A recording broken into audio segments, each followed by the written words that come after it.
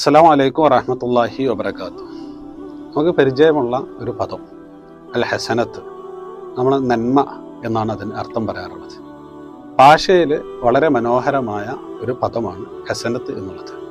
ഒരു പർവ്വതത്തിൻ്റെ മുകളിൽ ഉയർന്നു നിൽക്കുന്ന സ്ഥലത്ത് ഇരിക്കുന്നതിനാണ് ശരിക്ക് ഹസുന എന്ന് പറയുക. ഇർതഫഅ വ അല എന്നൊക്കെ പറയും.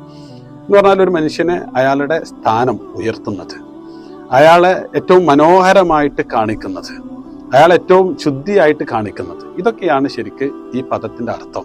ഒരു മനുഷ്യന് നന്മ ചെയ്യുമ്പോഴാണ് അയാൾ ഉയർന്നു വരുന്നത്.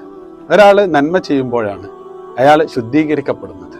ഒരാൾ നന്മ ചെയ്യുമ്പോഴാണ് അയാൾ മനോഹരമായിട്ട് കാണപ്പെടുന്നത്. സാക്ഷാൽ റസൂൽ സല്ലല്ലാഹു അലൈഹി വസല്ലമയെ കുറിച്ച് റസൂൽ സല്ലല്ലാഹു അലൈഹി വസല്ലം ഏറ്റവും സുന്ദരനായിരുന്നു എന്ന് പറയുമ്പോഴും റസൂൽ സല്ലല്ലാഹു അലൈഹി വസല്ലമയുടെ കൂടെ ആളുകളൊക്കെ ഇങ്ങനെ തടിച്ചുകൂടി വലൗ കുൻത ഫളൻ ഗലീദൽ ഖൽബി ലംഫളു മിൻ ഹൗലിക് എന്ന് പറയുമ്പോഴൊക്കെ നമ്മൾ ഇത് മനസ്സിലാക്കേണ്ടത് ഇത് റസൂലിന്റെ ഇഹ്സാൻ കൊണ്ടായിരുന്നു.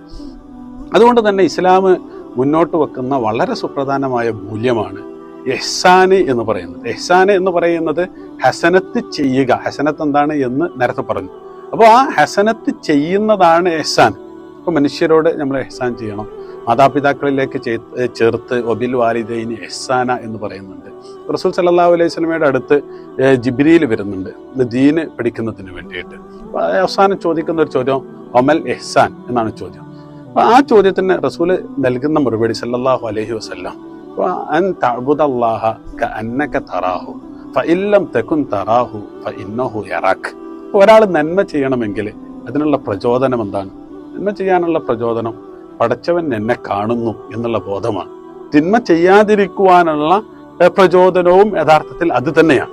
അപ്പോൾ അതിനെയാണ് റസൂൽ സല്ലല്ലാഹു അലൈഹി വസല്ലം ഇഹ്സാനി എന്ന് പറയുന്നത്. അപ്പോൾ നന്മ കൊണ്ട് ആളുകൾക്കിടയിൽ ഉയർന്നു നിൽക്കുക എന്നുള്ളതാണ് ഇഹ്സാൻ നമുക്ക് നൽകുന്ന സന്ദേശം. അസ്സലാമു അലൈക്കും വറഹ്മത്തുള്ളാഹി വബറകാതുഹു.